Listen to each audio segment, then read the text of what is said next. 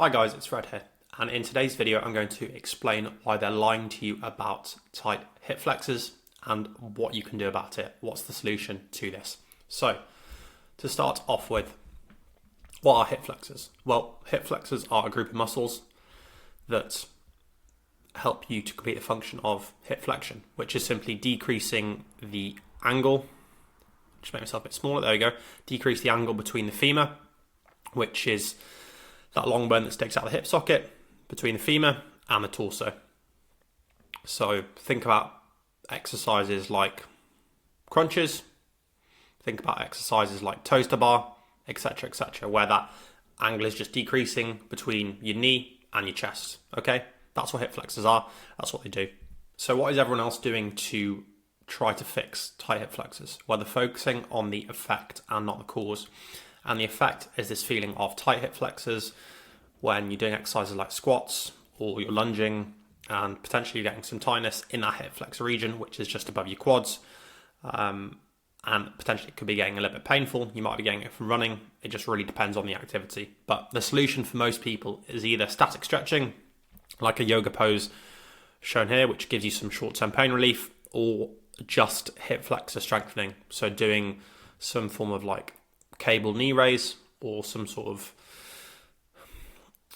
knees over toe lunge where you're stretching the hip flexor and the hip capsule. So why aren't these two things working? Static stretching or just hip flexor strengthening? So what is everyone missing? What is the key ingredient or the secret? It's building strength and movement or improving movement in all planes of motion. Now that sounds really complicated, but in essence, the hip is not just designed to move up and down, or our whole bodies for that matter. We're designed to move up and down, we're designed to rotate, we're designed to move side to side, we're designed to do all of these different things.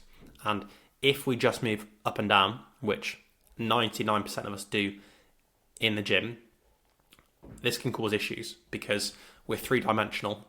We've got muscles on the outside of us, we've got muscles on the inside, we've got muscles that are designed to help us rotate.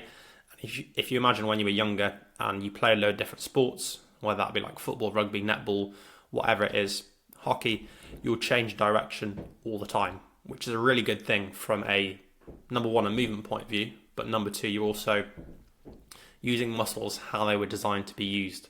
Because again, we're not designed to just be robots and move up and down. So what are planes of motion? Well, we've got three different planes, as I just briefly talked about, but they're called the sagittal, which is up and down, frontal, which is side to side, and then transverse, which is rotation, so going across the body.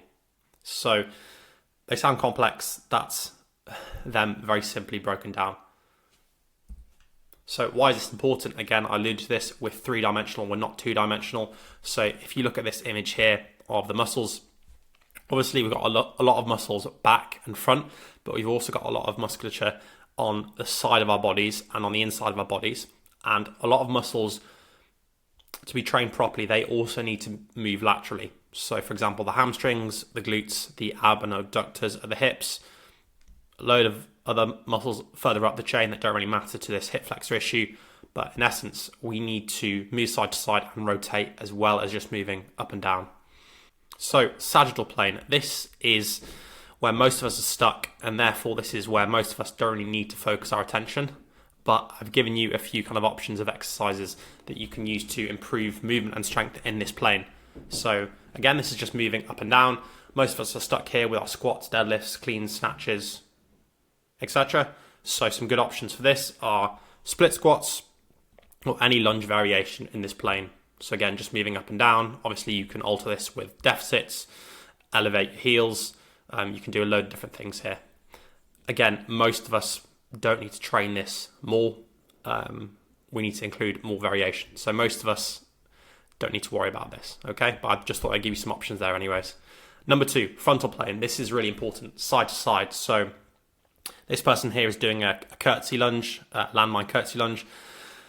You can use Copenhagen's, anything where we're moving side to side. And again, most of us don't train this at all. Why is this an issue? Well, if we're just training in the sagittal plane, so we're just moving up and down, we're not training in the frontal plane, or we're not training in the transverse plane, you're only training one out of three planes of motion. and then your hip flexors are hurting or they're tight. Think about that. If the hip is designed to be three-dimensional, our bodies are designed to be three-dimensional, we're designed to move up and down, move side to side, and rotate.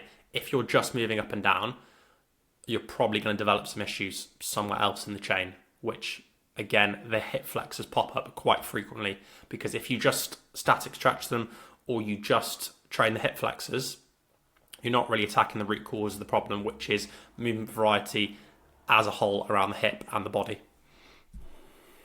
And then lastly, we've got the transverse plane, which is rotation. So again, this is another one that most of us don't train. Some good options here are a kettlebell or ball swing, as I'm demonstrating here. So you notice I'm just swinging into one of the hips. We're getting some nice rotation at the femur, which is this bone here, between the knee and the hip. And also getting some nice torso rotation with that as well, and loading the glute with some rotation, which is great.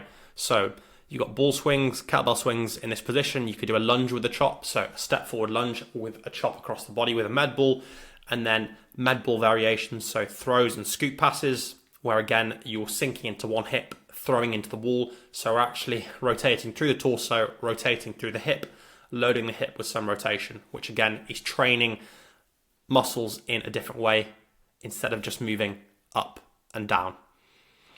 So when we played sport when we were younger, we're doing all of these different things.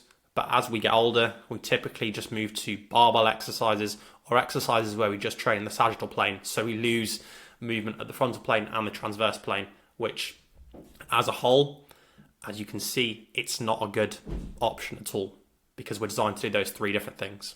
Okay? So next steps.